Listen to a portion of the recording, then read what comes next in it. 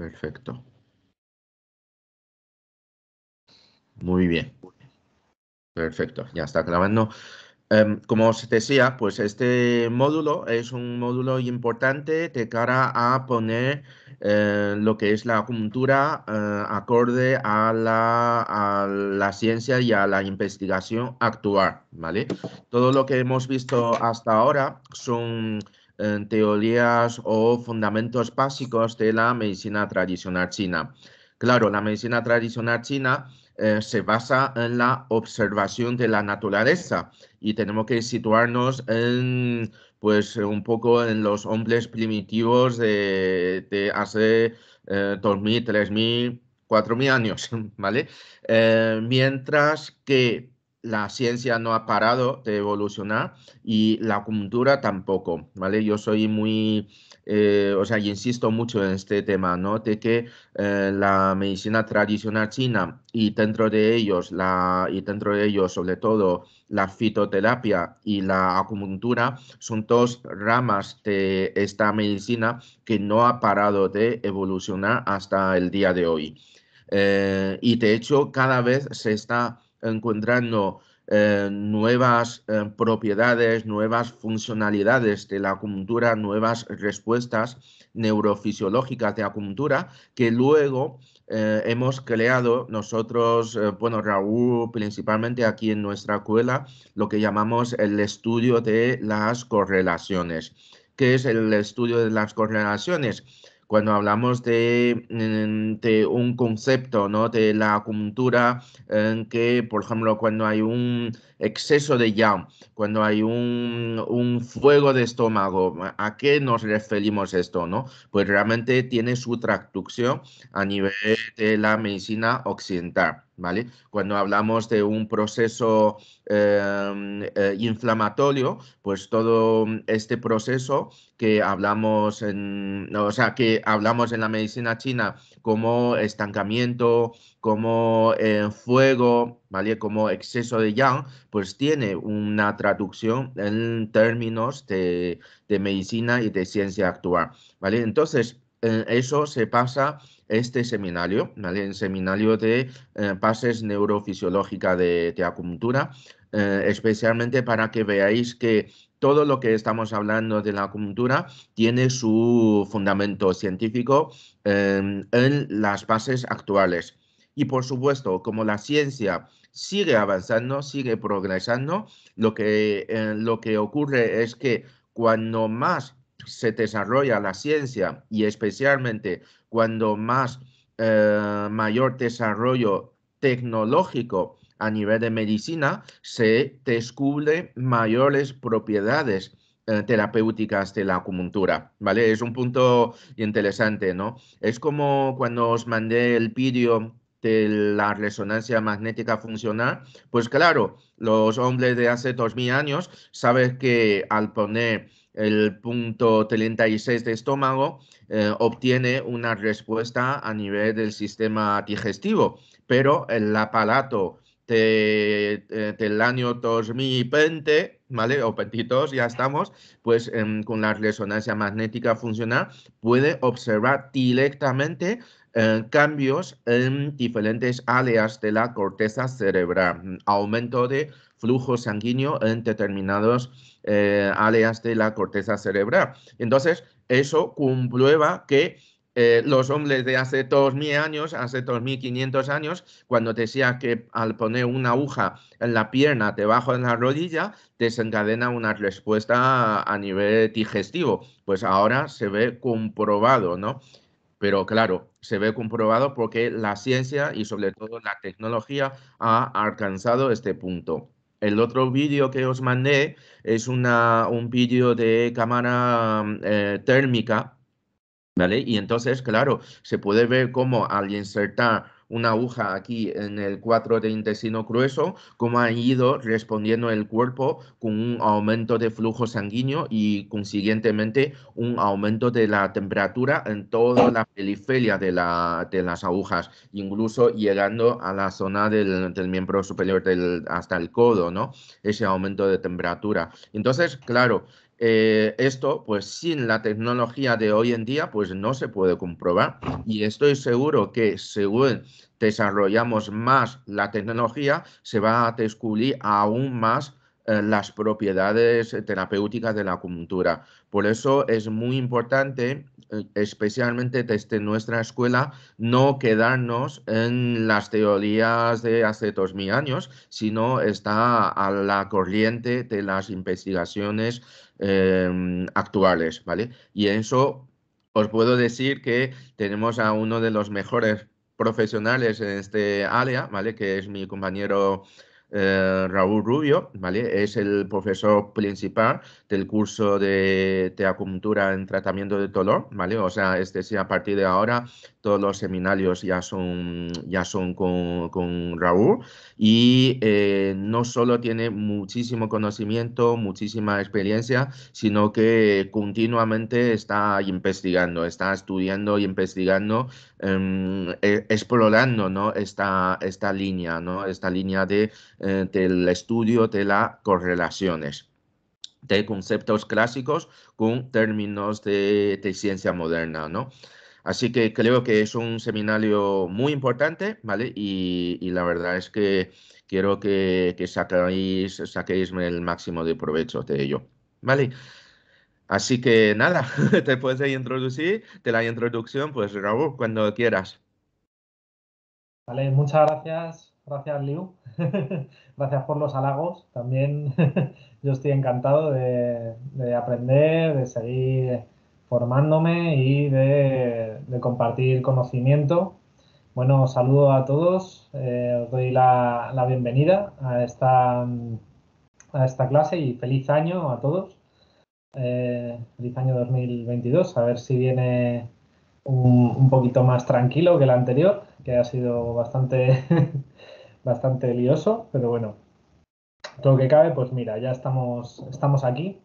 Y bueno, pues como decía mi compañero Liu, eh, bueno, nosotros en el marco de la acupuntura hemos estado moviéndonos, digamos, desde la parte de la tradición, la parte de los clásicos, la parte del empirismo de la técnica, es decir, que es una técnica milenaria de hace 4.000 años aproximadamente, es de la época que se tienen registros, más o menos del 250 a.C., que fue el primer compendio del el emperador amarillo, el Juan Di Neijin.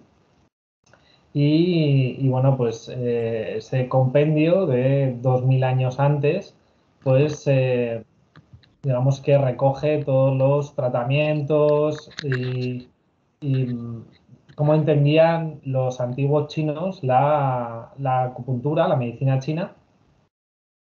Y nosotros, pues cuando empezamos a estudiar la acupuntura, digamos que bueno, era también era un ejercicio de creencia también en algún sentido. Al principio, pues bueno, pues te lo tenías que creer, tenías que experimentar, tenías que colocar la aguja donde te decía el maestro y ver las sensaciones y a través de las metáforas, como lo habían descrito en la tradición china, puedes intentar identificar todas esas sensaciones. Evidentemente, a día de hoy no tiene cabida seguir hablando solo de la tradición, es decir, que es una parte muy bonita de la medicina china, pero que con el avance de la tecnología, pues hemos podido acceder a ciertas partes del conocimiento gracias a la evolución de la medicina occidental. Ya sabemos de cómo ciertas sensaciones que nosotros percibimos o ciertas funciones que produce el efecto de la acupuntura. Y por tanto, pues tenemos que ponerlo en relación, ¿no? Es nuestra obligación el hacer esa correlación de todo aquello, de todos esos patrones de los que hablaban los antiguos chinos o de todos esos efectos y ponerlo un poco en relación para que también darle valor a la acupuntura y que se acepte como parte de esa técnica sanitaria y válida para la ciencia, es decir, que está soportada con una base científica, ¿no?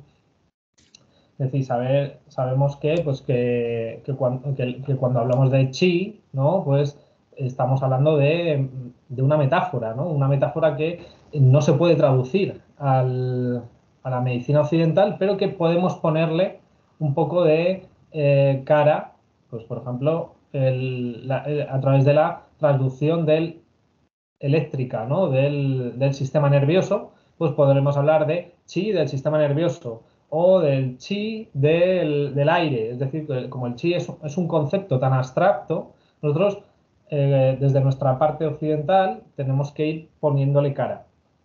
Entonces, pues ese es un poco el trabajo de este seminario, de ir concretando ciertas cuestiones o ciertas metáforas para que podamos entenderlo y darlo a entender al resto de la comunidad científica.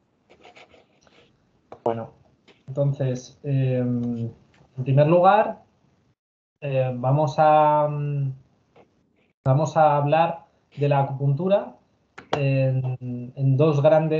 través de dos grandes sistemas, vamos a tratar de entenderla a través de dos grandes sistemas, como son el sistema nervioso y el sistema fascial, ¿vale? Para poder entender el mecanismo neurofisiológico y sus bases, debemos de conocer muy bien la anatomía, conocer muy bien el funcionamiento del sistema nervioso y la disposición del sistema fascial y por qué es importante para la traducción de las señales eléctricas que nosotros vamos a expresar a través de la aguja de acupuntura. ¿Vale? Entonces, bueno, hasta ahora vosotros habéis visto la parte más oriental de medicina china, ¿vale? Entonces, durante estos seminarios, pues ya conocéis la fisiología desde la medicina china y bueno, pues esto es algo que está en constante evolución, como ha dicho mi compañero Liu. Esto sigue avanzando cada día y seguimos sacando nuevas correlaciones y todos aquellos que os dediquéis también a la investigación, al mundo de la salud, también os pediría, por favor, si podéis ayudarnos, estaría muy agradecido para poder seguir sacando correlaciones dentro de este mundo que la verdad es que es apasionante cuando puedes entender por qué ciertos mecanismos que han descrito los antiguos chinos se corresponden actualmente gracias al funcionamiento de ese sistema nervioso. O como antes, por ejemplo, yo he puesto el ejemplo del estómago 36, pero bueno, hay una gran cantidad de puntos de acupuntura. Por ejemplo, si ya conocéis el vesícula biliar 34, como los chinos lo denominaron el maestro de los músculos y tendones, y podemos ver estudios en los que se ha hecho sobre vesícula biliar 34, en los que se observaba que había una activación o una desactivación de la parte de la corteza prefrontal en resonancia magnética dinámica cuando ponían ese punto y se producía una relajación, digamos, de todo el sistema muscular. Entonces, nosotros le hemos denominado el punto miolastán, bueno, punto de relajación muscular, porque no queremos tampoco generalizar con ni identificarnos con ningún fármaco, pero bueno, era un poco para entender el funcionamiento de ciertos puntos, ¿no? Y su acción dentro del sistema nervioso central. Bueno, os voy a poner la presentación para irnos guiando con las diapositivas. En el día de hoy vamos a ver un poco, vamos a poner en relación la anatomía un poco y recordar el sistema nervioso central y también el sistema fascial. para luego poder entender los mecanismos de acción de la acupuntura, sobre todo en lo que nos compete este curso, que es el mecanismo de acción sobre el dolor, ¿vale? Entonces, bueno, voy a darle a compartir.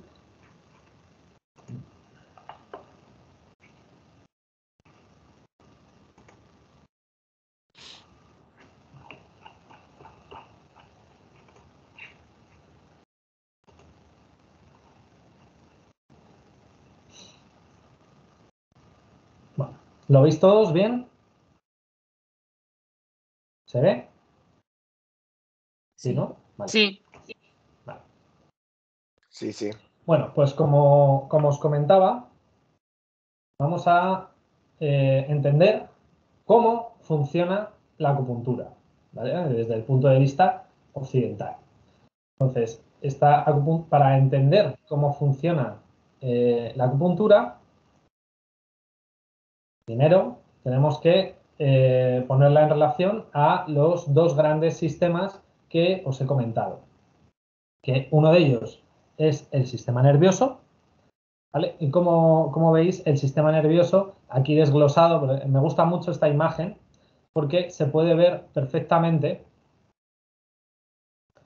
cómo está todo relacionado, todo integrado, como en una misma red, ¿vale? De esta manera, yo puedo entender, cuando veo esta imagen desglosada, cuando a una persona le duele el mecanismo del dolor, le duele el pie, nosotros sabemos que el dolor no se encuentra en el pie, sino que el dolor ha llevado un proceso de identificación por parte de todo lo que es el sistema periférico, ¿vale? A través de la traducción de las señales hasta llegar a la médula espinal, donde se ha codificado y esa información ha ascendido por la médula espinal hacia la parte del tálamo y posteriormente a la corteza cerebral, ¿no? Y se ha decusado y se ha codificado en la parte de la corteza cerebral, ¿vale? Entonces, para que podamos entender el mecanismo de la acupuntura, sobre todo a nivel distal, ya que la mayoría de las veces nosotros como terapeutas muchas veces pecamos de ir a la zona del dolor. Es decir, cuando viene a la consulta un paciente y nos dice, bueno, pues me duele aquí en el pie y la mayoría de las veces, muchas veces es un defecto de nosotros como terapeutas, como fisioterapeutas, de tratar directamente al dolor porque creemos que es la zona donde está el problema y debe mejorar. Pues nosotros sabemos, gracias a la investigación, que y podemos entender muchos de los tratamientos de acupuntura como tratar, por ejemplo, en el miembro contrario, o tratar en la mano contraria, o tratar a nivel del cráneo, tiene mayor efectividad que tratar a nivel local, muchas de las veces. De hecho, en los antiguos textos chinos hablaban de que en la zona del dolor se producía un mayor bloqueo y los canales, digamos que no transmitían igual la señal que en otro lado. Entonces, podíamos utilizar otros canales para desbloquear el dolor y poder solucionar la patología, ¿vale? Entonces, que se nos quite de la cabeza que donde aparece el dolor es donde está el problema. Sin más, vamos, un ejemplo cercano en el tiempo que he tenido hace poco ha sido un tratamiento de un miembro fantasma de una persona amputada. Entonces, el hombre me refería, además ha sido esta semana en la consulta, que venía con la pierna amputada debido pues, bueno, a una alteración genética vascular de su familia. Entonces, tuvo una herida hace tiempo en el pie que no cerraba y le tuvieron que amputar. Entonces él se quejaba pues que tenía parestesias en la zona del muslo, sobre todo dolor todos los días, y refería como latigazos en la parte del pie, el pie que ya no existe. Entonces, sabemos que el dolor, claro, en este caso, está integrado dentro de lo que es el sistema nervioso central y que vamos a tener que tratar a nivel del sistema nervioso central o estrategias, puntos, para poder desensibilizar de nuevo la zona. Y a continuación os presento el sistema nervioso central está representado dentro de lo que es la acupuntura por esos puntos de acupuntura, ¿vale? Y esos neuroreceptores, ¿vale? Que van a ser nuestra diana. Cuando nosotros pongamos la acupuntura, en el punto debemos de pensar que dentro de esos puntos de acupuntura ya está estudiado que hay una gran cantidad de neuroreceptores. En concreto, el doble del resto de zonas del cuerpo, ¿vale? De la piel, pues justamente se estudió en la Universidad de Viena y a través de cortes histológicos se vio que había más sustrato neural dentro de los puntos de acupuntura y por tanto era una zona de tratamiento y también de diagnóstico, porque son puntos que pueden ser activos cuando están en disfunción. Bueno, y luego aparte, el otro gran sistema que tenemos que tener en cuenta es el sistema fascial. Es decir, que la acupuntura no tendría sentido, es decir, no podría funcionar sin el tejido conectivo, ¿vale? Es donde podemos entender el efecto físico gracias a la atracción de la fascia y a través de la atracción de este tejido conectivo para la posterior activación también de los neuroreceptores.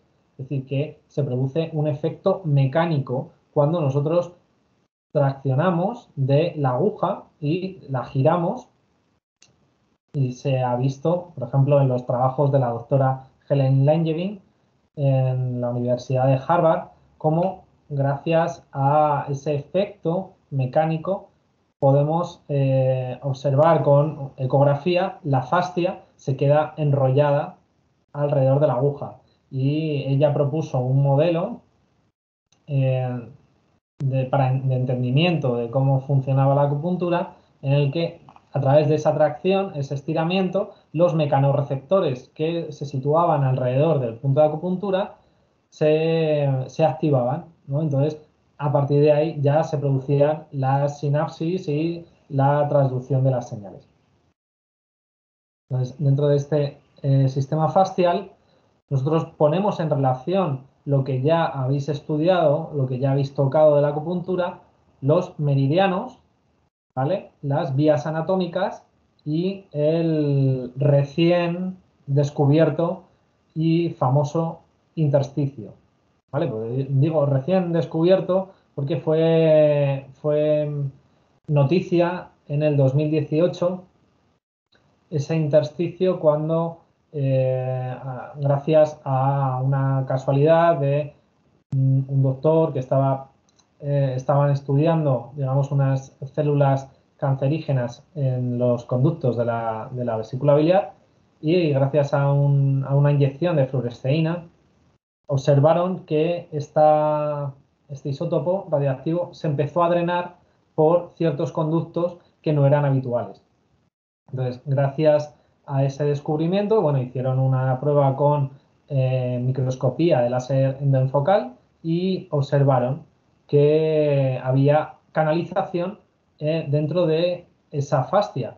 Es decir, antiguamente pues se creía que la fascia era anárquica totalmente, de hecho, bueno, pues es aparte del tejido conectivo tridimensional, que bueno, se creía que no tenía simplemente una función de sostén de los órganos, y gracias a este descubrimiento se observó que había una canalización intersticial.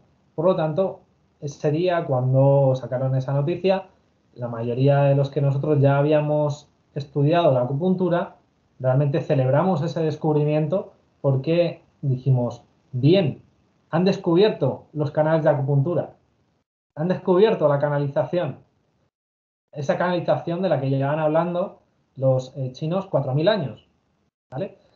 Y la verdad es que fue bastante emocionante este descubrimiento. Gracias también a los trabajos del de Perdona, Thomas Raúl, te puedo V. interrumpir Myers. un momentito, una Sí, preguntita. sí. Cuando has dicho que lo descubrieron y tal, ¿vosotros los expertos ya sabíais que eso era así por la fascia o eso vino a confirmarlo? O sea, ¿teníais ya esa percepción, esa idea o lo confirmó eso? Nosotros teníamos esa idea. Teníamos esa idea y ya había habido hipótesis sobre ese tema, ciertos trabajos en los que proponían que los canales de acupuntura se ubicaban en los tabiques intermusculares y que ese chi o toda esa función la realizaba el líquido extracelular, ¿vale? Entonces, esto vino a confirmar esa hipótesis. Vale. Y entonces, gracias a eso, la verdad es que fue muy emocionante y nos dio para seguir investigando, claro. Pablo, Entonces, y luego también, gracias a los trabajos de Thomas V. Myers, en su libro Vías Anatómicas, podemos observar cómo también él hace cortes histológicos y hace un desglose en cadáver de lo que es la fascia y de las cadenas musculares, ¿no? Entonces, él dentro de su trabajo, Thomas V. Myers, hace un símil con los canales de acupuntura. Sin embargo, al final hace una reflexión como diciendo que no encajan exactamente, pero claro, tenemos que pensar que a lo mejor esas autopsias, digamos que cambia un poco de lo que hacían los chinos pues, hace 2.000 o 4.000 años, que seguramente hicieron también disección de cadáveres, ¿vale? Y luego también tenemos que pensar que Thomas V. Myers cometió un error con respecto a los canales de acupuntura. Él identificó lo que eran los canales tendinomusculares, ¿vale? Al estudiar la acupuntura nosotros vemos que desglosamos los canales según lo que es el canal principal o el canal tendinomuscular. Entonces, en ese sentido, Thomas V. Myers diseccionó lo que eran los tendinomusculares, ¿vale? Que encajan bastante bien dentro del modelo que proponía la medicina china. Es bastante cercano. Pues, bueno, a continuación, para entender todo lo demás y las bases neurofisiológicas de la acupuntura, vamos a hacer un pequeño recuerdo de lo que es los dos sistemas, ¿vale? El sistema nervioso y después el sistema fascial. Para no saturar demasiado de teoría, porque es un poco denso, lo sabemos, hay ciertas partes que las pasaré un poco por encima, a no ser que queráis que me detenga. Pero es un poco para poner en contexto más adelante lo que vamos a ver de la función de la acupuntura, ¿vale? Entonces, en primer lugar, vamos a hablar de cómo se estructura el sistema nervioso, que en principio tiene dos unidades funcionales, como son las neuronas, ¿vale? La neurona descubierta en su día por el celebérrimo don Santiago Ramón y Cajal, ¿vale? Y después las células de la glía o neuroglía, ¿vale? Que son las células de soporte y de defensa del sistema nervioso, ¿vale?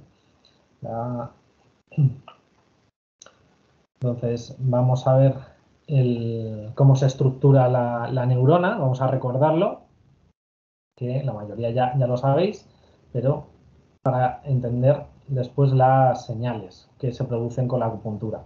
Entonces sabemos que la neurona se compone del cuerpo, el axón y las dendritas. El cuerpo, que contiene el núcleo y la mayoría de los organelos, el axón, que sería la parte que conforma los nervios en sí, y donde se produce el impulso nervioso a través de los nodos de Ranvier por la sustancia aislante, que es la mielina. La mielina, recordamos, que va a ser la sustancia que le va a dar esa velocidad al impulso nervioso, ¿vale? Es la conductora. Se produce alrededor del axón, ¿vale? Estos son los nódulos de Ranvier, donde el impulso eléctrico va haciendo como un relevo, ¿vale?, hasta llegar a la zona del sistema nervioso central. Entonces, luego tenemos ya sea aferente o eferente.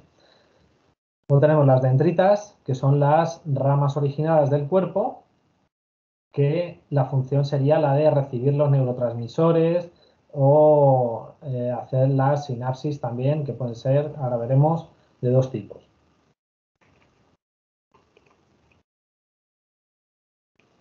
Bueno, esta parte, según como lo habéis visto en la medicina china, el sistema nervioso, ¿os recordáis a qué elemento o qué reino pertenecía?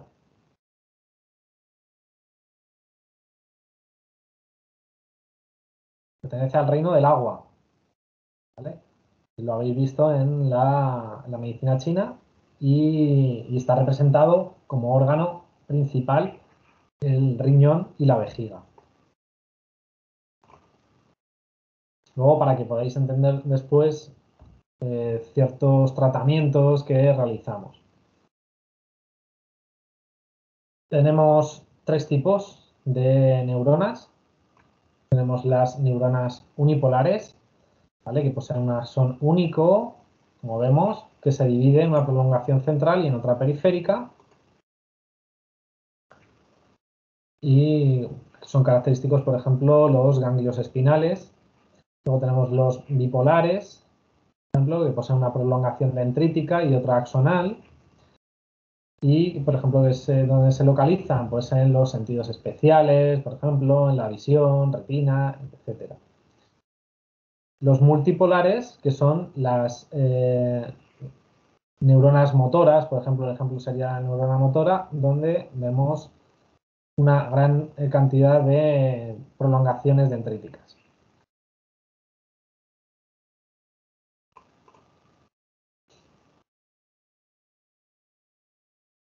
Vale. Luego tenemos lo que serían las células de la glía, ¿vale?, que sería la otra unidad principal del sistema nervioso, las células de la glía, que conforman la estructura y defensa del sistema nervioso central y periférico. Entonces tenemos los astrocitos, ¿vale?, que sirven forman parte de la sustancia gris, tienen forma estrellada y también se encargan de la defensa del sistema nervioso. La microglía, que son mastocitos y también se encargan de la defensa. No, perdón, son macrófagos que se encargan de la defensa del cuerpo dentro del sistema nervioso. Y luego tendremos las células ependimarias, que son recubrimientos también sirven de defensa, que evitan que se cuelen ciertos patógenos. Los oligodendrocitos también, y las células de Schwann. Los oligodendrocitos que se ubican en el sistema nervioso central y las células de Schwann en el sistema nervioso periférico, las células de Schwann que dan estructura a las vainas de mielina que hemos visto anteriormente. Y bueno, como os he dicho, tenemos dos tipos de sinapsis. Las sinapsis son, digamos, la comunicación entre las neuronas, como ya sabemos. Entonces, estos impulsos entre neuronas se producen a través de la unión celular, que se llama sinapsis. Esta sinapsis puede ser de tipo eléctrico o de tipo químico. Las señales eléctricas se van a dar más dentro de lo que es el sistema nervioso central, en el músculo cardíaco y en el músculo liso. Entonces, las sinapsis pueden darse entre diferentes estructuras, como es entre axones, axón y axón, axón dendrita o axón y cuerpo.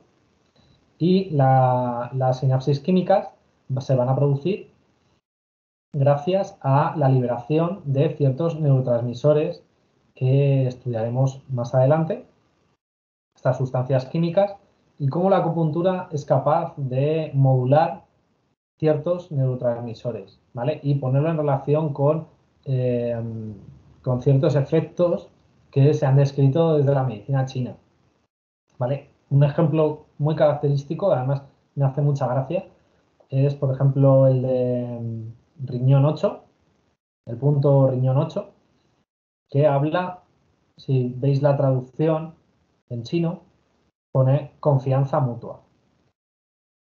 Bueno, pues se ha observado que riñón 8, al parecer, segrega o ayuda a la segregación de la dopamina. Entonces, sabemos que la dopamina es un neurotransmisor importante en esa confianza para la persona. Entonces, si eso lo podemos utilizar en nuestros tratamientos, por ejemplo, si una persona vemos que no, en una primera consulta de acupuntura, llega a la consulta y está un poco reticente porque dice, ay, pero ¿qué me vas a poner? Ay, pero me va a hacer daño. Ay, pero tal. Entonces, podéis utilizar ya la neurología, pues sabéis que al colocar este punto, riñón 8, que encima los chinos lo describieron como confianza mutua, pues vais a ayudar a mejorar ese tratamiento, ¿vale? Porque le vais a ayudar a segregar esa dopamina que le hace falta.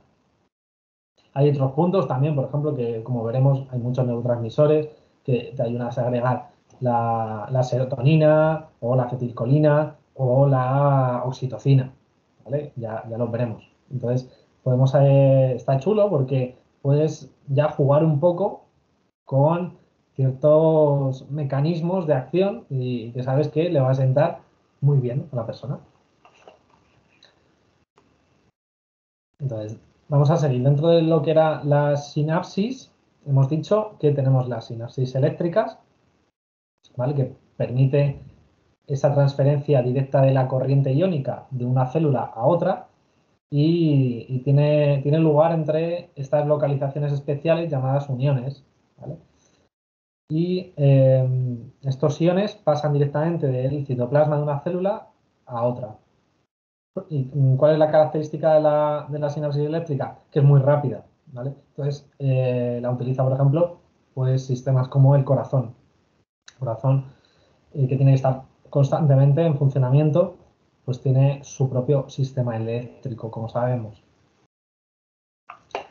Luego tenemos la sinapsis química, que hemos dicho, que se produce a través de la liberación de estos neurotransmisores a través de la neurona, de la parte del botón sináptico, y se liberan en el espacio sináptico, donde van a hacer conexión con los receptores de los neurotransmisores. Un ejemplo, por ejemplo, de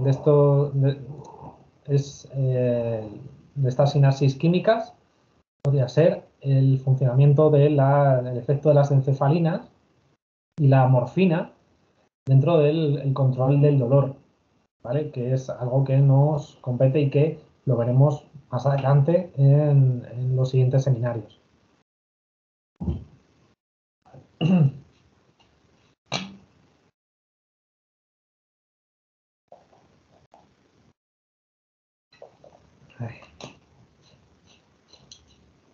Bueno, y luego también veremos otros neurotransmisores como son el GABA, ¿vale? El ácido gamma aminobutírico, que también producen una una inhibición, ¿vale? Y cómo es su funcionamiento, lo que hace es que inhibe la señal que se produce, por ejemplo, para el dolor. Es el inhibitor, el neurotransmisor que produce en el sistema nervioso central el 80% de la inhibición.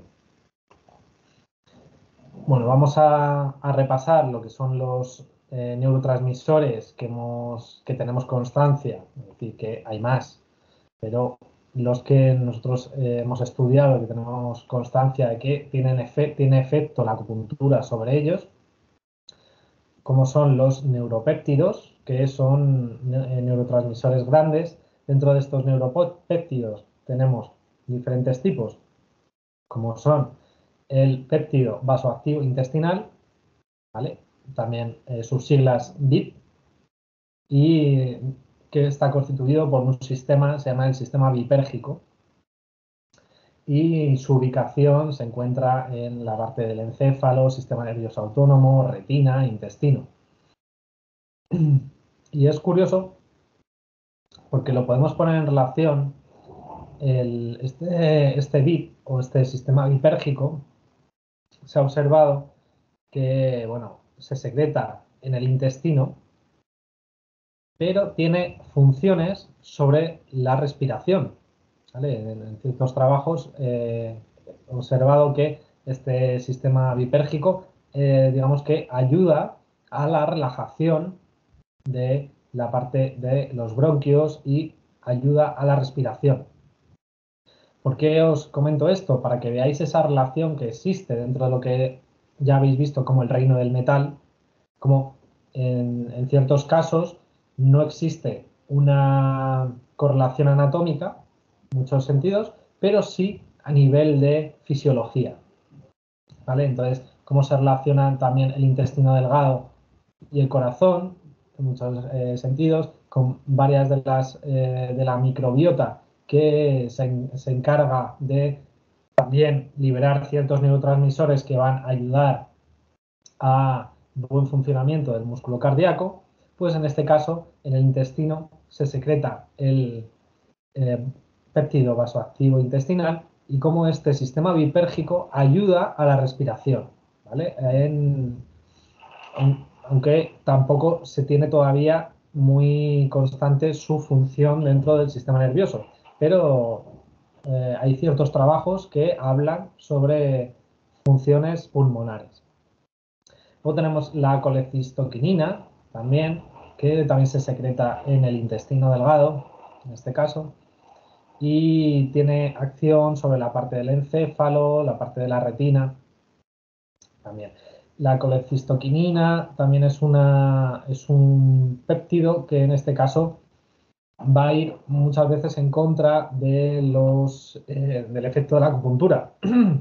Se ha observado también en ciertos trabajos que la estimulación por acupuntura durante mucho tiempo, es decir, que sabemos que la efectividad de los tratamientos de acupuntura va en función también del tiempo en el que dejemos las agujas. Pues se observó que al colocar la aguja más de 40 minutos se podía empezar a secretar más colecistoquinina y eso iba en contra del efecto terapéutico de la acupuntura, digamos que provocaba una resistencia.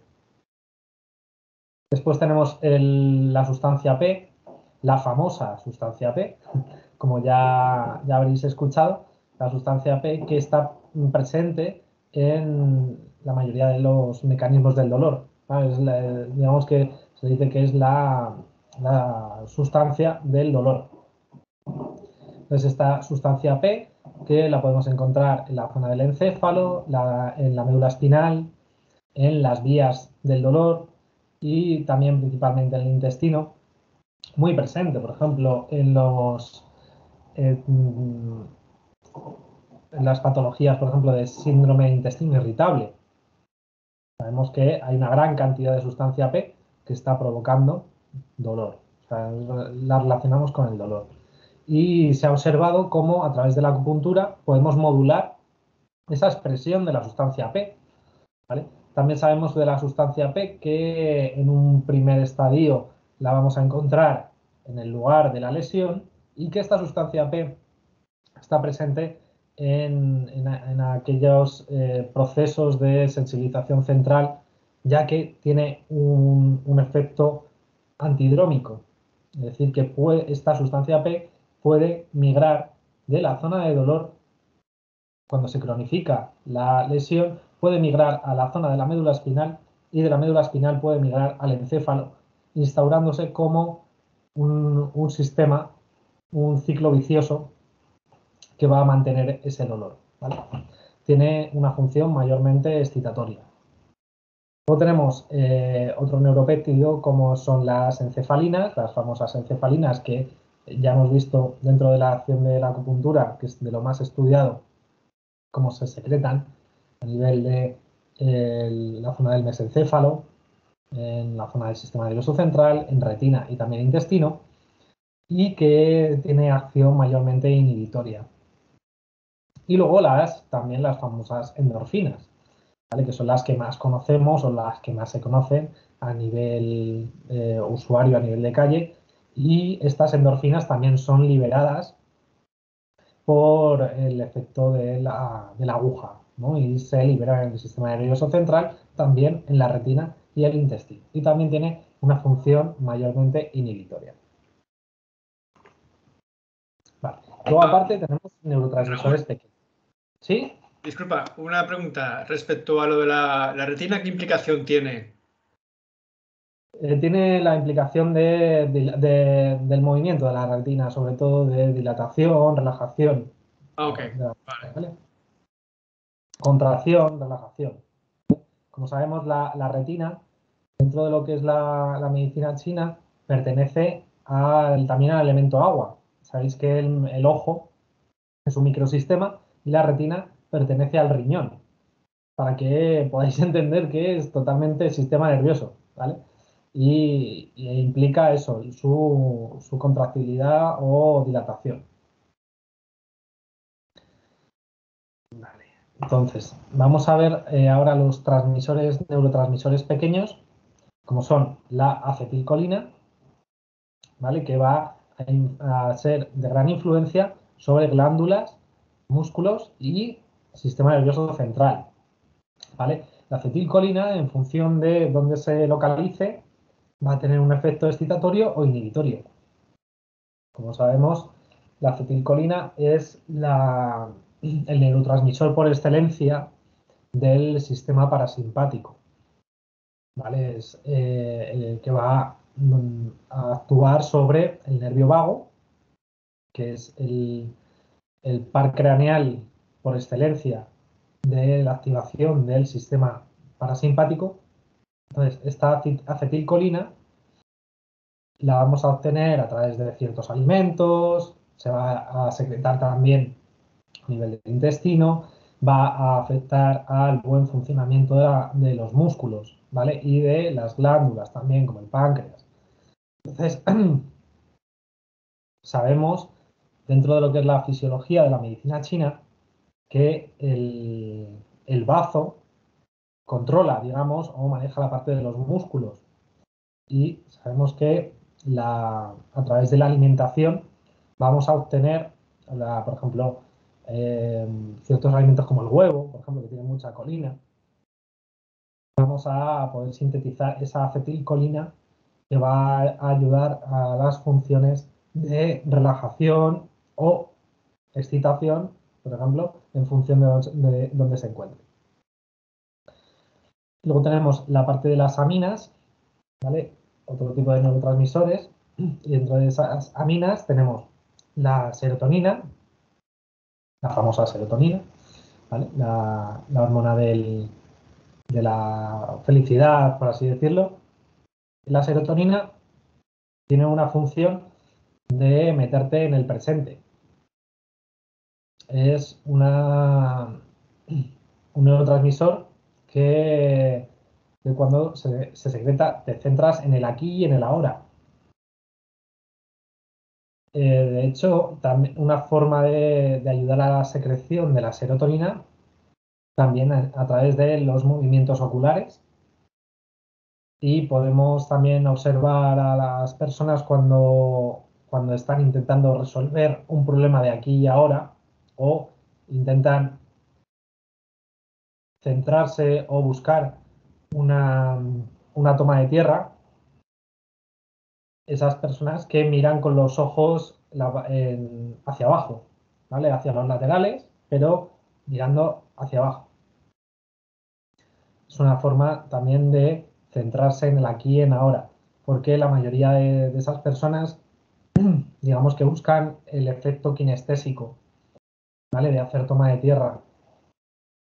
Y esta serotonina, que es mayormente inhibitoria, se encuentra mayormente en el sistema nervioso central. A través del sistema nervioso central luego se va a secretar porque la serotonina es muy importante también dentro de lo que es la cascada hormonal para la regulación y modulación del dolor. Luego tenemos otro tipo de aminas como es la histamina, ¿vale? Que también la localizamos en la parte del encéfalo, principalmente es mayormente excitatorio.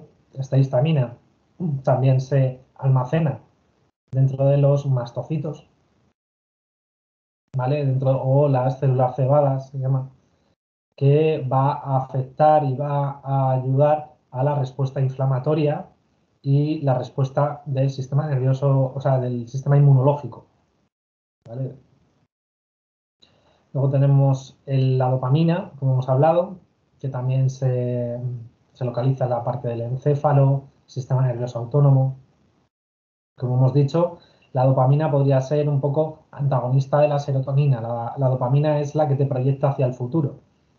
Si la serotonina te metía dentro del presente, en el aquí y ahora, la dopamina lo que hace es que te dan ganas de hacer cosas. Y es el neurotransmisor de la recompensa, ¿vale? En la búsqueda por.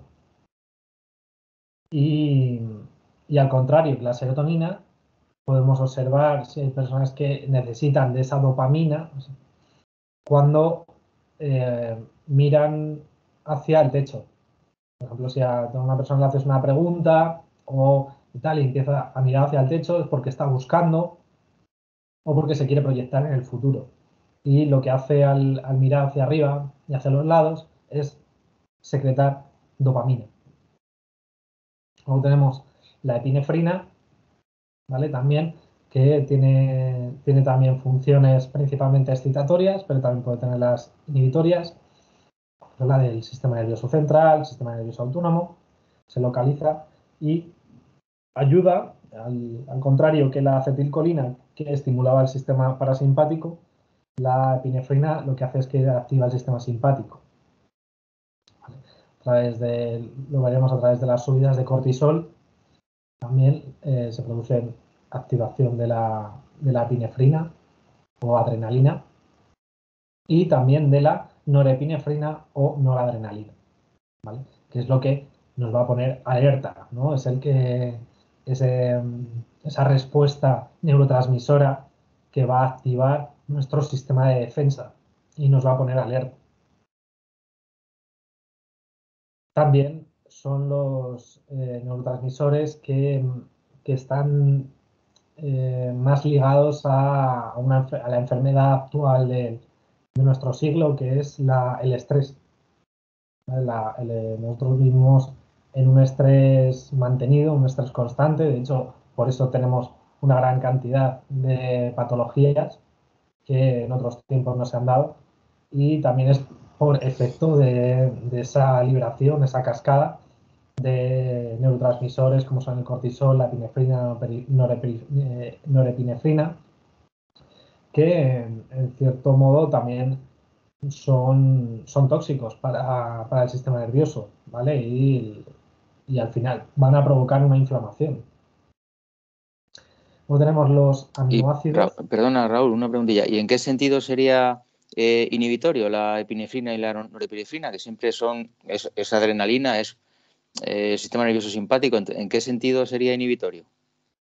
También porque interfieren en lo que es la cascada de la modulación del dolor, ¿vale? Cuando se activa el sistema nervioso endógeno de analgesia, se produce una liberación de serotonina y de epinefrina que van a desencadenar una cascada descendente de liberación de opiáceos. Entonces, en ese caso, tiene un efecto inhibitorio también. Y luego tenemos los aminoácidos, como son el glutamato, ¿vale? Este glutamato que se localiza principalmente en el sistema nervioso central y va a provocar esas señales también excitatorias, ¿vale? Por ejemplo, cuando aparece el dolor, aparece una lesión, se produce una lesión tisular, se va a activar las neuronas glutamatérgicas que van a activar también ese mecanismo de dolor, esa transducción del dolor. Y luego, por otro lado, tenemos el ácido gamma aminobutírico o el GABA, que es el aminoácido inhibitorio por excelencia del sistema nervioso central, del encéfalo, hasta el 80%. Y luego la glicina también. La glicina que actúa como un aminoácido dentro de la médula espinal, inhibitoria, y que también se utiliza también para la síntesis de proteínas. Y por otro lado tenemos como neurotransmisor pequeño el óxido nítrico. También, como veremos, la acupuntura tiene efectos sobre este óxido nítrico, que es, su localización es incierta, ya que se ubica por todo lo que es el sistema, todo el sistema central, el sistema periférico, y va a tener efecto de señalización de las membranas. Tiene un efecto vasodilatador y, por lo tanto, va a afectar también sobre la modulación del dolor y la llegada de sangre a los tejidos y a la zona donde nosotros utilizamos la acupuntura. ¿Vale? Vamos a hacer un pequeño descanso después de esto. ¿Vale? Os voy a dejar 5 minutos y ahora continuamos, ¿vale? Así paro la grabación para que no sea tan extensa. A no ser que tengáis alguna pregunta hasta ahora. ¿No? Bueno, si no, ahora a la vuelta lo vemos. Venga, paro de grabar. Os dejo 5 minutos hasta las 11 y 6 y 7, ¿vale?